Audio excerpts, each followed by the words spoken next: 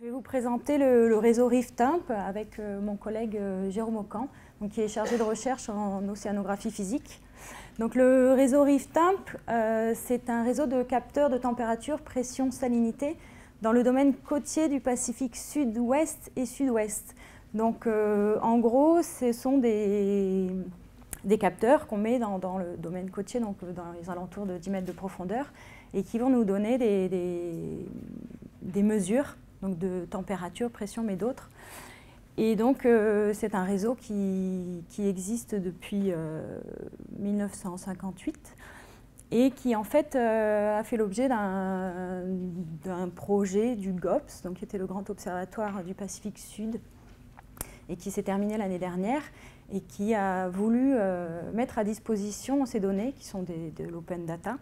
Et donc, je vais vous présenter le portail.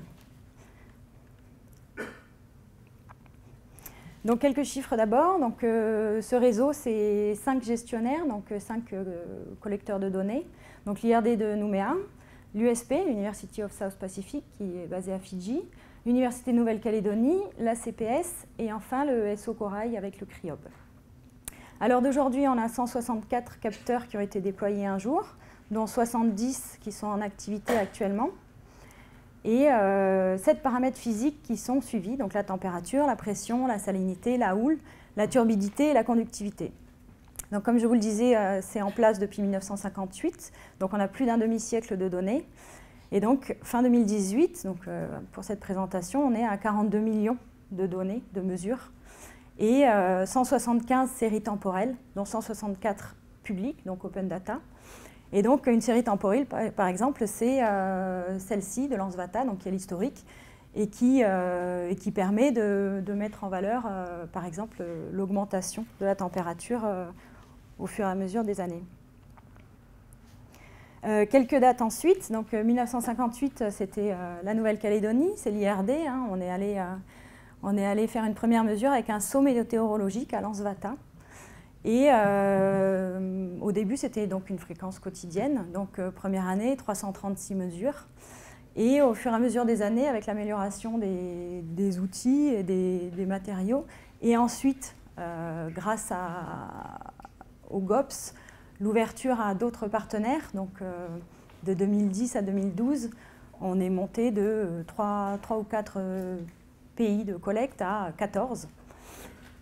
Et donc, a été décidé de faire un portail de diffusion des données pour notamment gérer la volumétrie et donc une diffusion plus raisonnée entre les différentes personnes qui pourraient être intéressées. Et donc, fait intéressant, donc à partir de 2013 à peu près, les appareils sont passés en fréquence en secondes. Et donc, avec la mise en œuvre des capteurs à la seconde, on est passé donc, de 10 millions. Je ne sais pas s'il y a le petit machin. Hop, voilà. Donc, voilà, 2013, on a commencé à mettre en œuvre la fréquence à la seconde. On est passé de 10 millions. Le temps de mettre tout en œuvre, 15 millions l'année dernière. Et donc, cette année, on a explosé à 42 millions de mesures et qui sont, pour la plupart, disponibles sur le portail. Donc, pourquoi le portail de diffusion des données ?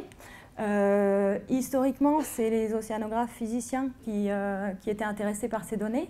Ils gèrent les données en NetCDF, donc, sous un format qui s'appelle OceanSight, qui est une norme. Et ces formats, c'est de la donnée grillée, ce n'est pas très accessible à tout un chacun. Et du coup, on s'est aperçu que les données pouvaient intéresser d'autres chercheurs, notamment, mais éventuellement plus de monde. Et en fait, notamment en 2016, avec le blanchissement corallien, on s'est aperçu que des données, des écologues étaient intéressés pour récupérer ces données.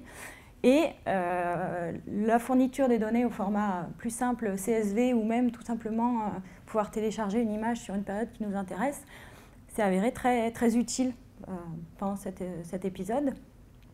Et enfin, comme je vous l'ai dit, on est 5 partenaires et plus de 14 pays, on a voulu que la diffusion des données soit accessible de manière normée pour justement éviter de faire une fourniture de données à la demande. Et donc, on s'est basé sur les flux normés de l'OGC pour diffuser nos données. Donc une petite explication des flux OGC, donc c'est l'Open Data Geo Consortium, je crois, géographique consortium. Et donc c'est un organisme qui norme les flux de données géographiques. Et donc dans notre portail, on a utilisé le WMS, donc qui va être le Web Map Service, donc c'est de la fourniture de cartes au niveau statique. On fournit du WMS, donc pour vous faire la différence, le Web Map Service, ça va être la donnée, une carte fixe, et le WMS, ça va être cliquable. Donc on va pouvoir récupérer des informations. On a mis en place du CSW, donc pour pouvoir être moissonné par les catalogues de données. Et enfin, on a mis en place un service, une norme très récente qui s'appelle le SOS, qui s'appelle Sensor Observation Service. Et je vais vous faire une petite explication plus spécifique du SOS. Donc le SOS, c'est un service d'observation des capteurs. Et c'est un flux normé mis en place par l'OGC qui est vraiment prévu pour la donnée de capteurs, donc des mesures. Et c'est prévu pour de la haute fréquence. Et à l'origine, c'est pour de la donnée en temps réel, mais nous, pour reprendre le contexte, on n'est pas en temps réel puisqu'il faut aller chercher les capteurs tous les 6 mois et les échanger. Et donc les services SOS, c'est deux services, le Sensor ML qui va fournir la description des capteurs et l'Observation and Measurement, donc qui va renvoyer les données. Et donc ce standard a été mis en œuvre en 2007. Nous, on a essayé de le déployer en 2011, donc on avait utilisé la V1. Et en fait, pour la petite histoire, c'était du XML. Et quand on a 10 millions de mesures, le XML, c'est très lourd à télécharger, donc on n'a pas réussi à mettre en œuvre comme on voulait. Et en fait, on a fait une mise à jour du portail d'observation en 2016, et on a utilisé la version API SensorSync, donc qui est toujours du SOS, mais qui est au format JSON, donc qui permet de fournir des données beaucoup plus rapidement. Donc enfin, le SOS Observation and Measurement, donc ça c'est pour vous détailler le flux de données donc il faut mettre en œuvre. Ça va fournir des informations sur la plateforme, la procédure qui est utilisée avec le nom de l'instrument, son numéro de série, la date de la mesure, qu'est-ce qu'on mesure, le résultat de la mesure, et donc tout ça va être fourni dans les flux. Je ne sais pas à combien de temps j'en suis. Je fais si je peux. Parfait. Je vais vous faire la petite démo tout de suite. Je sais pas où elle est par contre.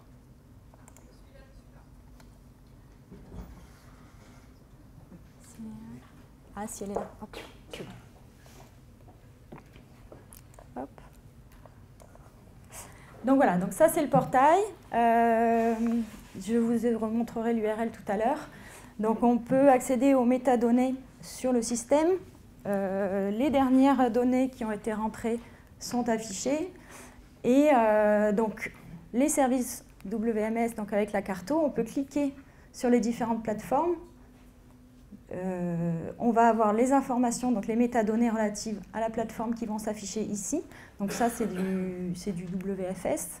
Et le SOS est à interroger en même temps. Et donc, va nous donner Describe Sensor, donc les données sur le capteur. Et on va pouvoir interroger les différents paramètres physiques. Donc, si on sélectionne par exemple la température, on va avoir tous les points qui s'affichent, qui ont les données de température. Et donc pour l'ANSVATA, on a une distinction entre les données brutes, donc qui sont directement récoltées, et les données calibrées qui vont être corrigées. Enfin, il y a souvent des mauvaises mesures au milieu, donc qui sont calibrées par les chercheurs.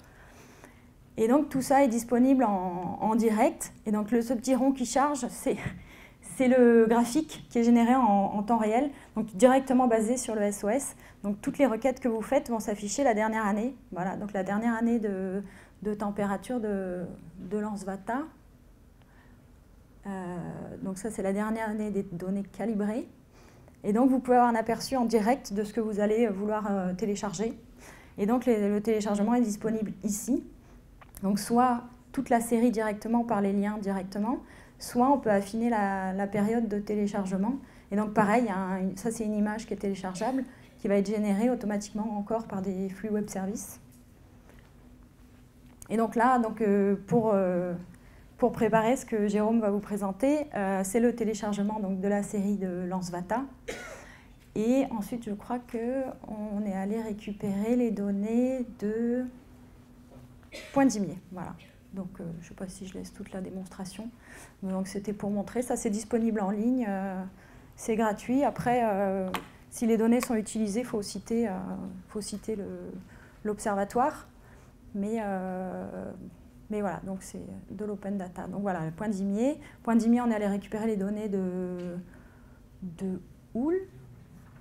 Voilà. Et donc, je vais laisser la parole à Jérôme pour vous présenter l'application. À quoi ça sert, ces données-là? Donc là, je vais vous présenter sur quelques images à quoi ça nous sert, toutes ces données, et un petit peu comment elles sont traitées. Donc, Sylvie vous a montré tout à l'heure l'évolution de la température à Lansvata. En fait, la figure qu'elle vous a montrée, ça fait 8 ans qu'elle traîne à l'IRD, qu'on la réutilise à tout va, et qu'en fait, on n'avait pas vraiment réactualisé cette figure. Donc, je m'étais dit, c'est pas l'occasion parfaite de le faire. Donc, voilà la nouvelle figure avec les données qui vont jusqu'en 2018. Avec donc une petite histoire, un peu ce qu'elle a raconté Sylvie, c'est qu'au début, dans les années 50, les capteurs électroniques automatiques, ça n'existait pas. Donc, c'était un personnel de l'IRD qui allait avec son seau en face à Lansvata, qui prenait de l'eau, qui mettait un thermomètre dedans et qui notait la température. Donc ça a duré quand même pas mal d'années avant qu'on passe à des capteurs automatiques. Et aujourd'hui, ces capteurs, ils mesurent toutes les minutes. Donc, avant de pouvoir faire ce type de graphique, il faut d'abord homogénéiser les données. C'est-à-dire que quand on prend la donnée avec un seau à midi tous les jours, ce n'est pas la même donnée que quand on la prend toutes les minutes, moyennée pendant 24 heures, parce qu'il y a aussi les données de la nuit où il fait plus froid, etc. Donc, il faut travailler ces données. Donc, on passe de la minute à la journée, à la moyenne journalière, ensuite à la moyenne mensuelle, puis ensuite à la moyenne annuelle. Donc là, ce que je montre ici, c'est les données mensuelles. Donc on voit les différences été-hiver, les variations d'une année sur l'autre. Et les points rouges, c'est les moyennes annuelles, uniquement quand on peut avoir les 12 mois de l'année. Parce que si on fait des moyennes annuelles avec que l'été, forcément, tout va être biaisé. Donc une fois qu'on a tout nettoyé ça, et qu'on est confiant que nos données sont valides, on peut en faire une tendance, et seulement à ce moment-là. Et là, la nouvelle tendance, en rajoutant 8 ans, de 2010 à 2018, on arrive à une augmentation de la température de 0,16 degrés par décennie, avec une barre d'erreur, une barre de confiance qui est suffisamment faible. Donc ça représente 1,5 degré par siècle. Donc c'est tout à fait dans le genre de valeurs qui sont discutées au niveau global. Donc, après, ça ne surprendra personne. Est-ce que la température de la mer augmente? À Lansvata, c'est clairement prouvé depuis les 60 dernières années. Donc ça, c'est pour regarder au niveau de la décennie, mais on peut aussi s'intéresser à ce qui se passe d'une année sur l'autre.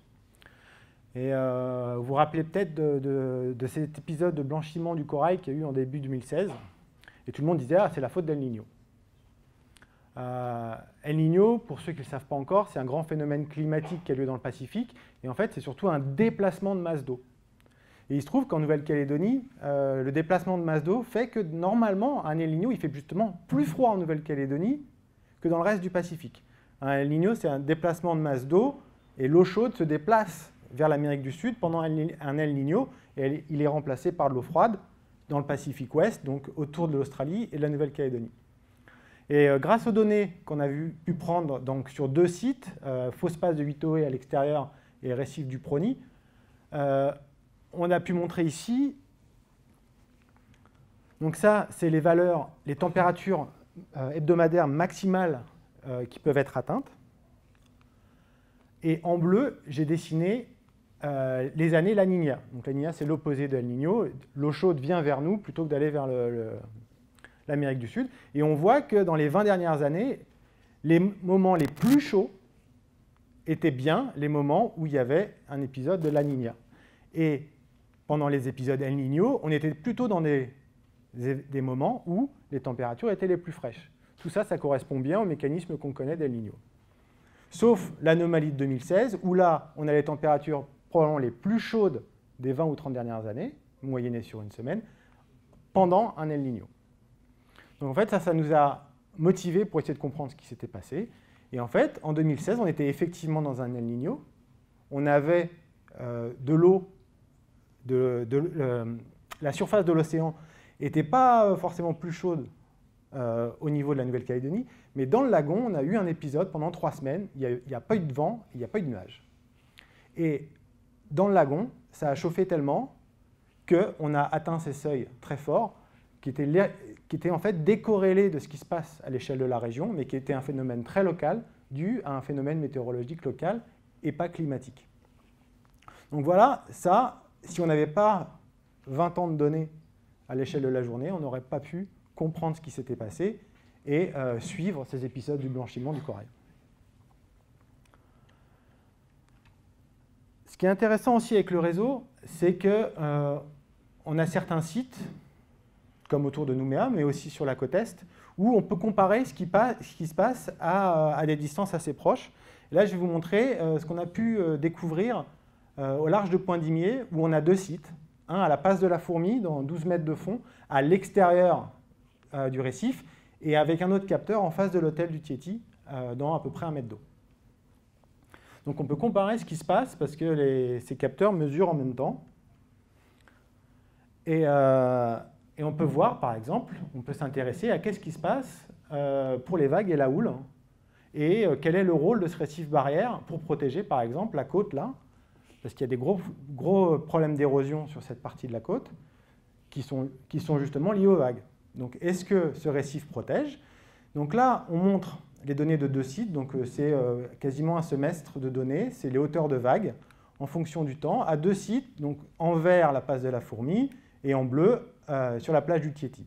Et là, on voit bien, à la limite c'est un peu intuitif, que les vagues sont beaucoup plus fortes à la passe de la Fourmi qu'à l'hôtel du Tieti, on va dire d'un facteur 2 ou 3. Donc, conclusion, elle est assez facile, on va dire. Le récif barrière, là, protège bien la côte des vagues. Donc là, je vous ai montré ces données de 2014. On a vu juste une petite tempête tropicale. Donc là, c'est les mêmes données, mais avec remise au goût du jour il n'y a pas très longtemps. Donc là, voilà, les données ont commencé en 2014. On est toujours en hauteur de vague en mètres. Et là, c'est que les données de la passe de la Fourmi, parce que ce site, on a dû l'abandonner parce qu'on n'avait plus le financement pour, malheureusement.